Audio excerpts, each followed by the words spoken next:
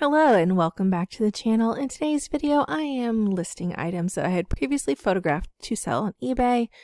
I list in like segments. I photograph everything. Well, first I buy everything from wherever I'm buying it from. Then I wash everything. And I've kind of talked about why I wash in previous things. It's just nice. This stuff is staying in my house forever. I don't want it to smell in my house. But I also wash it because if there is a defect on it, a stain, a mark, or anything, I've washed it. And if it's still there after I washed it, I'm not keeping it. I'm donating it again. Don't worry, I don't donate damaged things back to thrift stores. I actually donate those items back to like the paid places that just take by pound stuff. So they get it there, and linens and stuff go to our local animal shelter. But I'd wash them because if it hasn't come out after I've washed it, I'm not going to mess with it. I'm not going to try to stain it, like stain treat it or anything. But if it is a high item thing, I will disclose the defect or stain or whatever it is in the pictures, so I know it's there. That's why I always like to wash things to be very sure of it. However, I do not wash new with tag things because that does lose value when you put it in the washing machine, take the tags off. I will steam that, especially if it has a bit of an odor to it or if it's been put in storage for a long time. I will steam that with a handheld steamer, and that tends to work out quite well. The items in this, and I'm a horrible person when it comes to death piles, the items I'm photographing for this have probably been in my garage for almost a year, if not more, because I have issues and it's been quite busy. That being said, they probably haven't, I would probably say February. They've probably been in my garage in a tub since February. I think I'm trying to figure out a new way to handle death piles, because like in my last video, I found an entire tub full of new with tag stuff that I hadn't listed, but I put a lid on it and forgot about it. So I think I need to put like a designated area for my death piles and not put lids on it. That being said, my human nature is squirrel nature. I'm very much a squirrel. There's this lady that does like decluttering videos, and like she talks about like, are you a butterfly or whatever? What's your organizational style? My organizational style is squirrel, which is why, even though I'm pretty sure I pulled all the clothes out to photograph, I can almost guarantee I will find clothes because I just randomly store them in the most bizarre places. So I know, even when I think my death pile's done, I know I'm going to find other things, which hurts my soul. And I need to not be a squirrel, but I am. So I need to figure that out. I just need to like comb through my garage, comb through my finished basement downstairs, which is the great room, and see what I have and where it's going and what's going on. And we have like a designated like storage room for our stuff, our personal stuff. And it looks like it's vomited. So I need to deal with that. And I'm just looking at everything frozen because I don't know where to start. I did the past 2 weekends spend it photographing what I thought was all the clothes. So we'll see. Maybe I'll keep you updated on how many clothes I find since then. So that's pretty much what I did all weekend. It was a lot. I recorded myself doing it, and because I stop it and start it whenever I have to step away, I took 5 days to photograph, but I only spent 7 hours total photographing, which is sad when you think about 5 days. So 2 weekends and an extra Friday because we didn't have school that day. 5 days, and I only spent 7 hours. That's not even a full 1-day shift. That is why I cannot do this full time. I don't have the ability to do it. Plus, I really like my job that I have, and I don't want to give that up to get more hours to photograph. But on that note, let's talk about YouTube eBayers, quitting jobs, going back to jobs. I've been watching YouTube eBay since Jay and Ryan on Scavenger Life. I'm pretty sure some of you guys have too. They were old school, loved them, and then all of a sudden they like very up and said, this is it, we're done with our podcast. And I missed that because I would listen to that weekly while I was listing or photographing or whatever. And then other resellers that were full-time started going back to work, or their spouses went back to work, or they're changing their complete total design, which makes me wonder, how feasible is it? How feasible is selling full-time?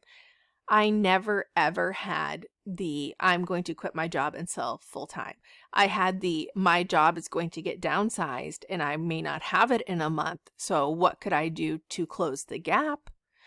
And honestly, right now, the way it is, substitute teaching in our district would probably be my go-to. It wouldn't be selling online. I would still continue to sell online, but if I needed quick cash, it would be substitute teaching.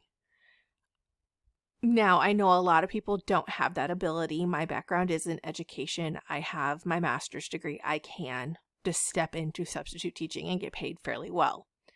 If you don't have a college degree, if you don't have a district that's in desperate need and paying their substitute teachers quite well, then maybe that wouldn't be an option for you. Our substitute teachers right now are being paid around $250 a day because we are desperate. So, that's like $1,500 a week. That's more than some people make in their full-time jobs. Granted, that is absolutely no benefits, no insurance, no nothing, no vacations. You just wouldn't go in that day if you were sick or gone or whatever. So that would be my backup plan. I'm sure if you asked other people that sell part-time, what would be your backup plan if you had to go back to work? Or what would be your backup plan if you lost your job today? So let's say you go to work and they're like, hey, we're shutting down. Would you, for me, I would go into substitute teaching. Would you do something like that? Another hustle? I hate saying side hustle. It's a side hustle. Another hustle. Selling on eBay, selling on Facebook Marketplace. Lindy Glenn is really hardcore talking about Facebook Marketplace. Not Facebook Marketplace, but selling on Facebook in groups. I do that too. I do a lot of our buy-sell trade groups in our area. I will post things that either are ridiculously obnoxious and I don't want to ship them, or things like children's clothing that I know would do better in a Facebook Marketplace type group, especially like a mom buy-sell trade group. So I do that. But I know that wouldn't be sustainable, and where I know with substitute teaching, I'd be guaranteed $250. So it's like, I guess I would do that. I hope I don't have to. I hope I didn't karmically put it out there that I'm going to lose my job. But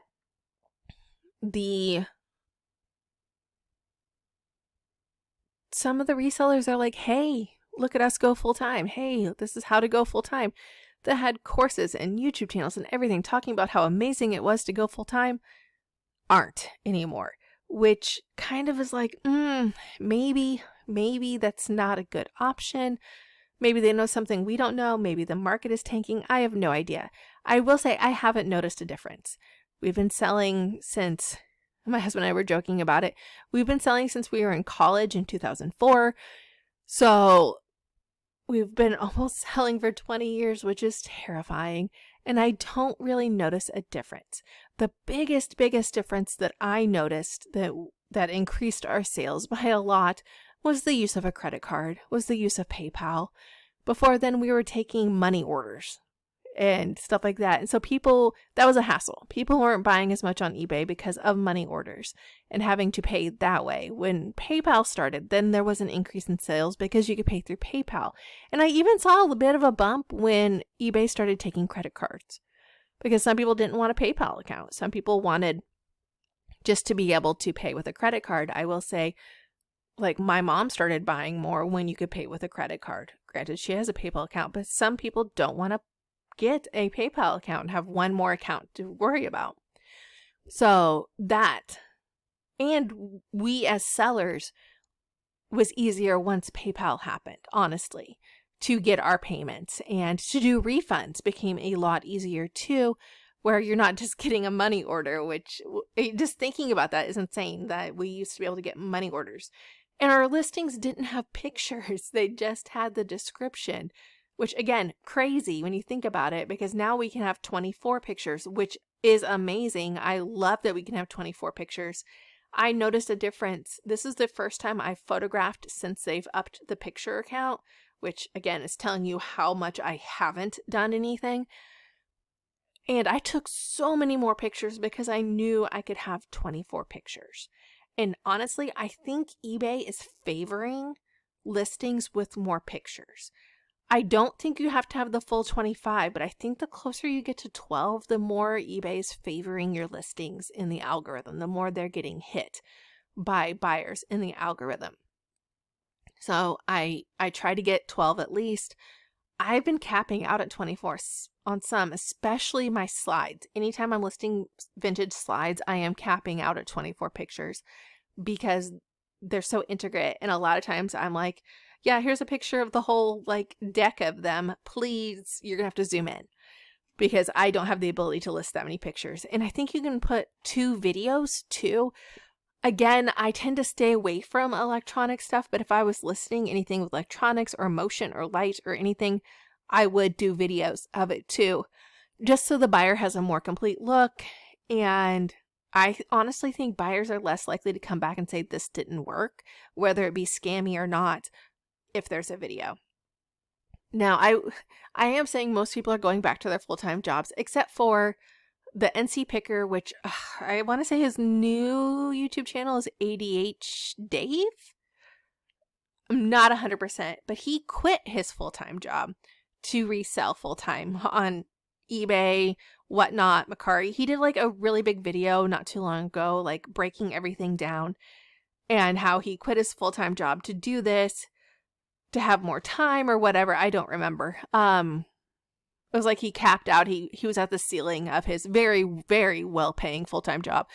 When we were watching the video, I looked at my husband and I said, if you were making 6 figures, I would think you had a brain aneurysm if you quit that to sell full-time. And people often tout like, you'll get more time freedom. You're not working for anybody. You know, this is great. And you spend more time with your family, blah, blah, blah.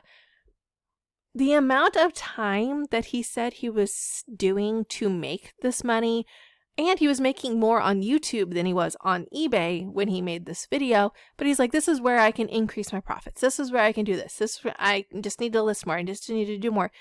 It just sounded like he was doing so much that it wasn't, would it be better just to have a full-time job that makes 6 figures? My husband jokes because in my field, most of the time we are contracted or we are part-time. To get a full-time position is literally waiting on somebody to die. And so I've worked multiple part-time positions at once. And working with those multiple part-time positions, I still was not making as much as a full-time, but I was working more hours. And that's what I think is going to happen. The amount of time you're spending making YouTube videos, listing on whatnot, listing on Mercari, he does a podcast, TikTok, and then listing on eBay and Facebook Marketplace and all of that, that is time consuming just to sell like a $15 item. I can't do that. I don't have the luxury of doing that. Maybe if I didn't have my job, I could do that. Maybe if my husband didn't have his job, we could do that. But then I'd be worried like my kid's going to break his arm. It's not a possibility. And quite frankly, I don't know if I'm just a nervous person, but it kind of scares me, that thought of health insurance. What if eBay closes your account? What if YouTube decides to demonetize you? What if all those things? You're like, well, but then you have the other stuff that you can concentrate on. But it's still diminished your income because you're relying on all of that to make up for it. So I don't know.